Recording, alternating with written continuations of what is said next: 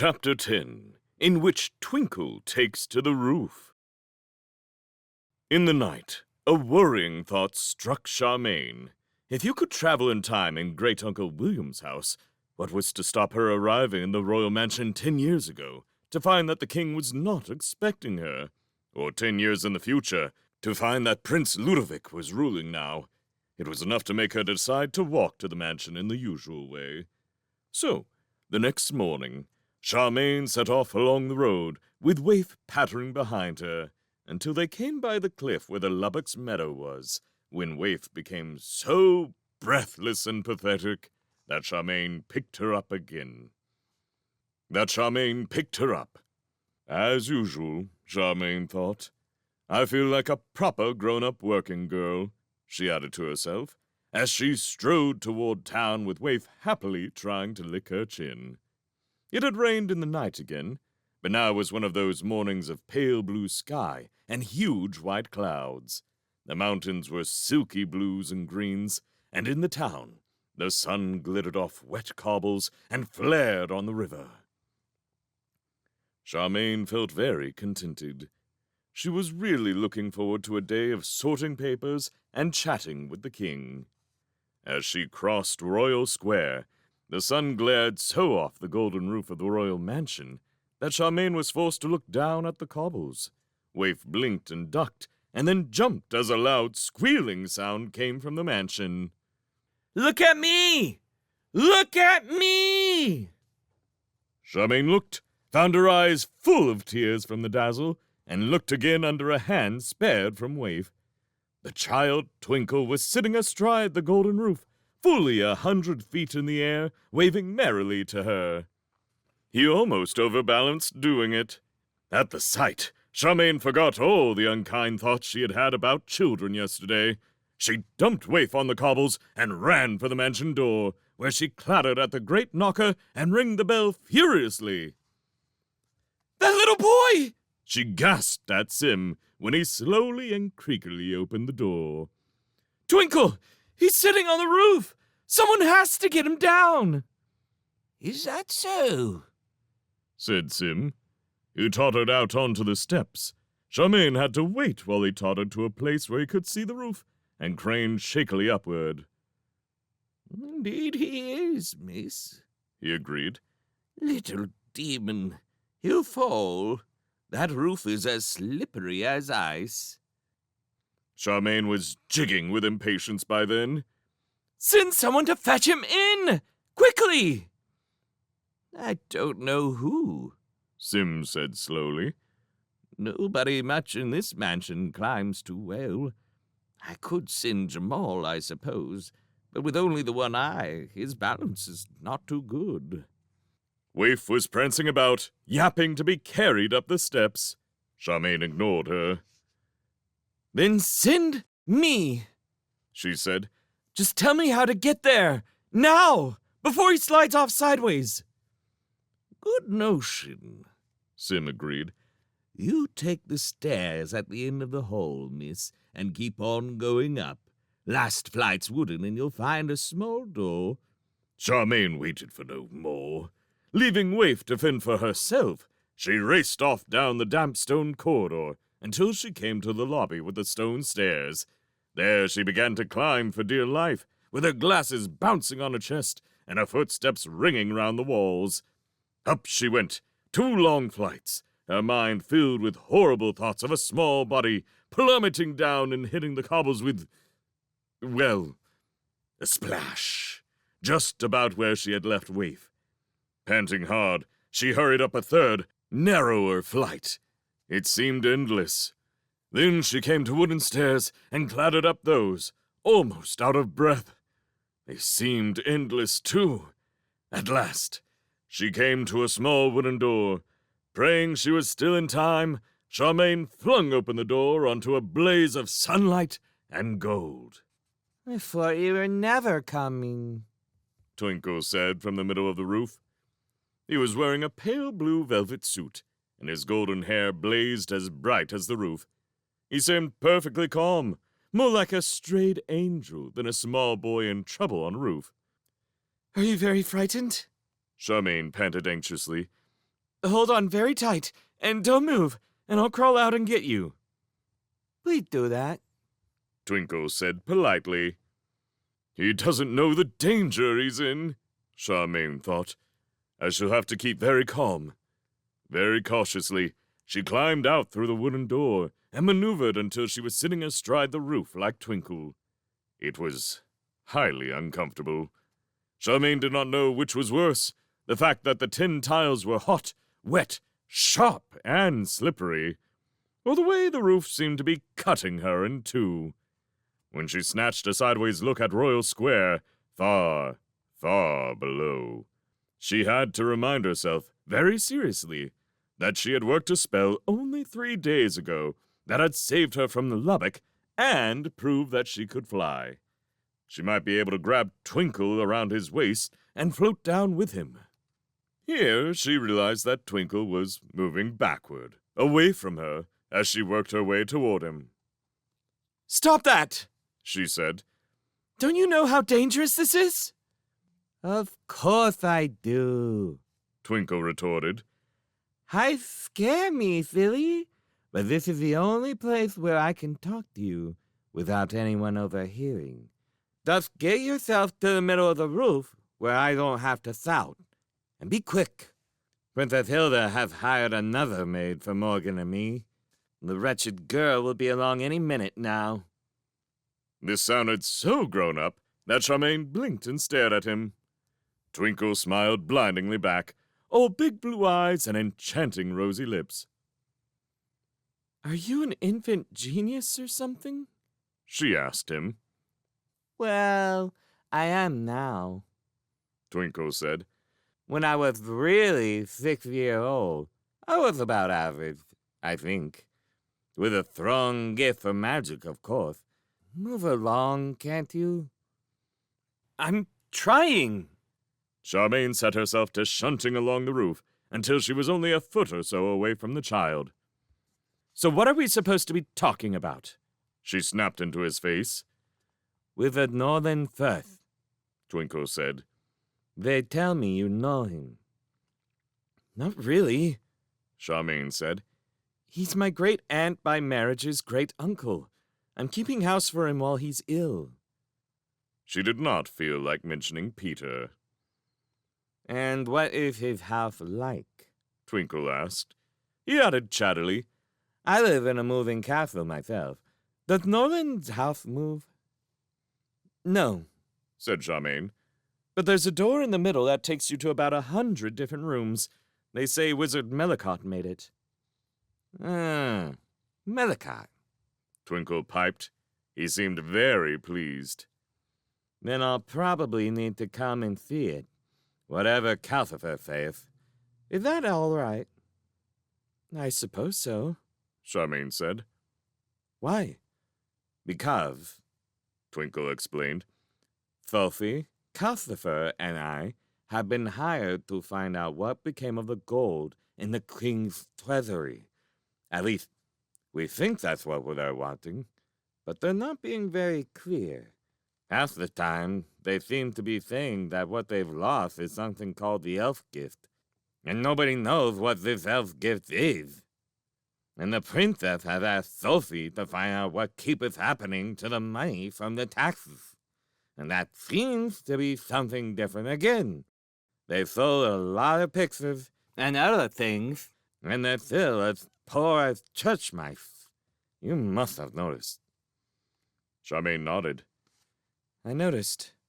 Couldn't they ask for more taxes? Or sell some of their library. Twinkle suggested. He shrugged. This made him sway about so precariously that Charmaine shut her eyes. Calcifer nearly got ordered to leave last night when he suggested selling some books. And as for taxes, the king says high northern people are well off and contented, and any extra tax money would probably just disappear too, though that's no good. What I want you to do... There was a shout down in the distance. Charmaine opened her eyes and looked sideways. Quite a number of people had gathered in the square, all shading their eyes and pointing to the roof. Hurry up! She said. They'll be calling out the fire brigade any minute now. Do they have one? Twinkle asked. Very civilized you are here.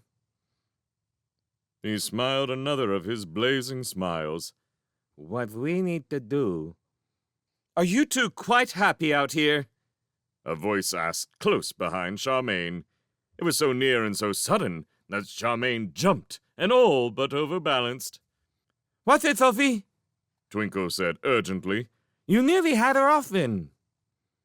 That just goes to show what a harebrained scheme this was, even for you, Sophie said. By the sound, she was leaning out of the wooden door, but Charmaine did not dare turn round to look. Have you done the magic I gave you? Twinkle asked, leaning sideways to talk round Charmaine. Yes, I have, Sophie said. Everyone's running around the mansion fussing.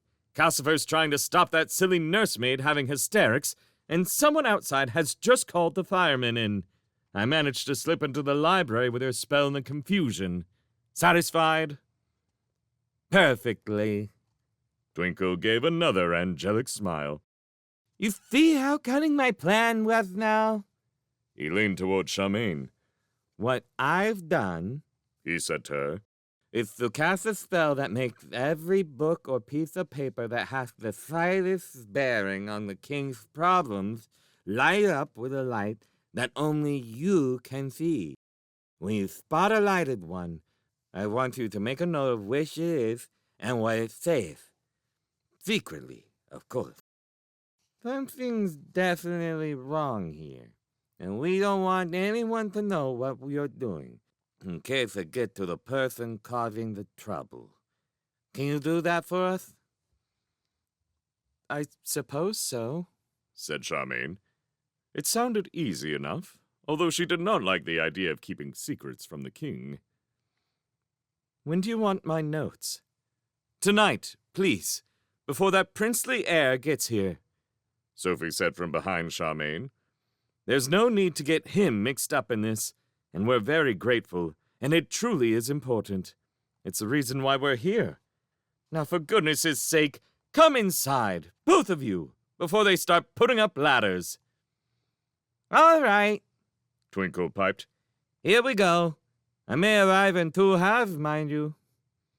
Serve you right, said Sophie. The roof started to buck and ripple under Charmaine. She nearly screamed, but she clung on with both hands, reminding herself that she really could fly. Couldn't she?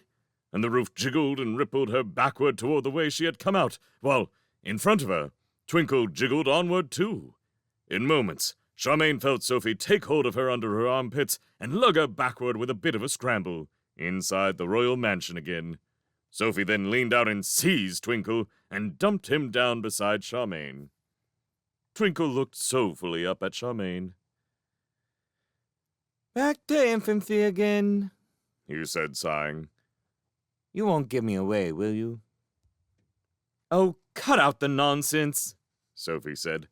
Charmaine's all right. She said to Charmaine, His name's Hal, really, and he's enjoying himself quite disgustingly much, having his second childhood. Come along, my little man. She swept Twinkle up under one arm and carried him away down the stairs. There was a lot of kicking and screaming. Charmaine followed them, shaking her head. On the main landing halfway down, everyone in the mansion seemed to be gathered, including a number of people Charmaine had not seen before, with Calcifer bobbing this way and that among them. Even the king was there, carrying waif in an absent-minded way. Princess Hilda pushed aside a fat young woman who was holding Morgan and sobbing, and shook Charmaine's hand. My dear Miss Charming, thank you so very much. We were in such a panic.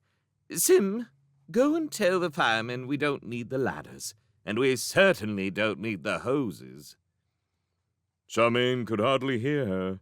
Waif had seen Charmaine, and she promptly leaped from the king's arms, yapping with hysterical relief that Charmaine was safe. From somewhere in the background, Jamal's dog answered with mournful howlings. The fat nursemaid went Morgan bellowed, Oof! Oof! and everyone else jabbered. In the distance, Twinkle was yelling, I am not naughty! I was very frightened, I tell you! Charmaine cut down some of the noise by scooping Waif up. Princess Hilda silenced most of the rest by clapping her hands and saying, Back to work, everyone. Nancy, take Morgan away before he deafens us all, and make it very clear to him that he is not going out on the roof, too. Sophie, dear, can you shut Twinkle up? Everyone moved away. Twinkle went, I am not a naughty. and then stopped as if a hand had been clapped across his mouth. In next to no time, Charmaine found herself walking down the rest of the stairs with the king on the way to the library, with Waif ecstatically trying to lick her chin. It takes me right back, the king remarked. I got out onto the roof several times when I was a boy. Never failed to cause a silly panic. Firemen nearly hosed me off once by mistake. Boys will be boys, my dear. Are you ready to get down to work? Or will you want to sit and recover a bit? No, I'm fine. Charmaine assured him. She felt completely at home today as she settled into her seat in the library, surrounded by the smell of old books, with Waif toasting her tummy at the brazier, and the king sitting opposite investigating a ragged pile of old diaries. So peaceful was it that Charmaine all but forgot about Twinkle's spell. She became immersed in peeling apart a damp pile of old letters. They were all from a long-ago prince who was breeding horses and wanted his mother to coax more money out of the king. The prince was just feelingly describing the beauties of the new foal his best mare had given birth to, when Charmaine looked up to see the fire demon flickering slowly this way and that around the library. The king looked up too. Good morning, Calcifer, he said courteously. Is there something you need? Just exploring, Calcifer answered in a small, crackling voice. I understand now why you might not want to sell these books. Indeed, said the king. Tell me, do fire demons read much? Not generally, Calcifer replied. Sophie reads to me quite often. I like the kind of story with puzzles in, where you have to guess who did the murder. Have you any of those in here? Probably not, said the king. But my daughter is partial to murder mysteries, too. Perhaps you should ask her. Thank you. I will, Calcifer said, and vanished. The king shook his head and went back to his diaries. And, as if Calcifer had given Twinkle's spell a jog, Charmaine instantly noticed that the diary the king was flipping through was glowing a faint pale green. So was the next thing in her own pile, which was a rather squashed scroll done up with tarnished golden tape. Charmaine took a large breath and asked, Anything interesting in that diary, sire? Well, said the king, it's rather nasty, really. This is the diary of one of my great-grandmother's ladies-in-waiting, full of gossip. Just now, she's dreadfully shocked because the king's sister died giving birth to a son, and the midwife seems to have killed the baby. Said it was purple, and it frightened her. They're going to put the poor silly soul on trial for murder. Charmaine's mind flew to herself and Peter looking up Lubbock in Great Uncle William's encyclopedia. She said, I suppose she thought the baby was a Lubbockkin. Yes, very superstitious and ignorant, the king said. No one believes in Lubbockins these days. He went back to reading. Charmaine wondered whether to say that long-ago midwife may have been quite right. Lubbocks existed, why not Lubbockins too? But she was sure the king would not believe her, and she scribbled a note about it instead. Then she picked up the squashed scroll, but before she unrolled it, it occurred to her to look along the row of boxes where she had put the papers she had already read, in case any of them glowed too. Only one did, quite faintly. When Charmaine pulled it out, she found it was the bill from Wizard Mellicott for making the roof look like gold. This was puzzling, but Charmaine made a note about that too, before she finally undid the tarnished gold tape and spread the scroll out. It was a family tree of the kings of High Norland, rather scribbly and hasty, as if it was only a plan for a much more careful copy. Charmaine had trouble reading it. It was full of crossings out and little arrows leading to scribbled additions and lopsided circles with notes inside them. Sire, She said, can you explain this to me? "Let's see." The king took the scroll and spread it out on the table. "Ah," he said, "we've got the fair copy of this hanging in the throne room. I haven't properly looked at it for years, but I know it's much plainer than this family tree. Just names of rulers and who they married and so on. This one seems to have notes on it, written by several different people by the looks of it. See? Here's my ancestor, Adolphus the First. The note beside him is in really old writing. It says, raised walls to the town by virtue of the elf gift. Not much sign of those walls nowadays, is there?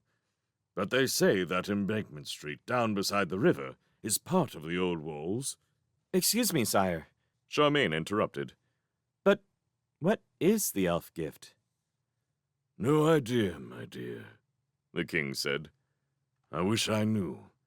It was said to bring prosperity and protection to the kingdom, whatever it was, but it seems to have vanished long ago. This is fascinating." The king ran his large finger across to one note after another. "Here, beside my ancestor's wife, it says, was elf woman, so called.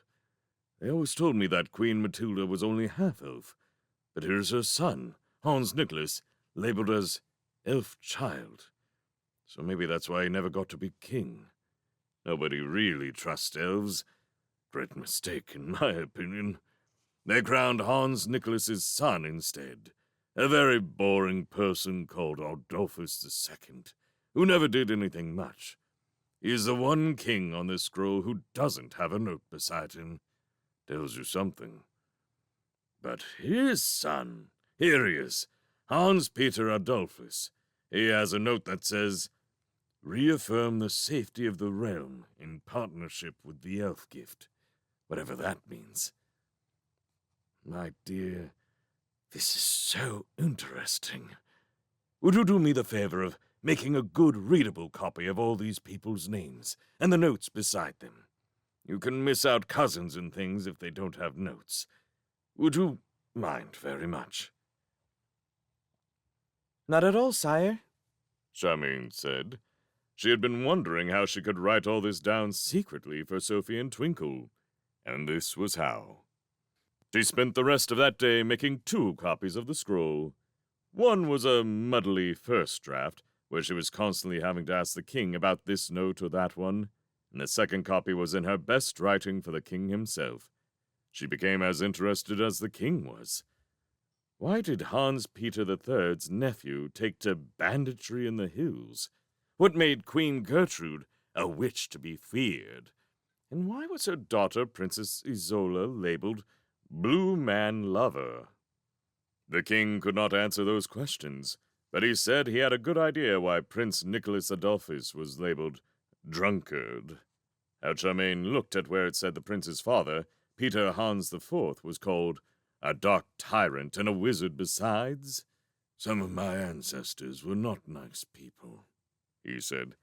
"I bet this one bullied poor Nicholas horribly. They tell me it can be like that when elf blood goes sour, but I think it's just people, really."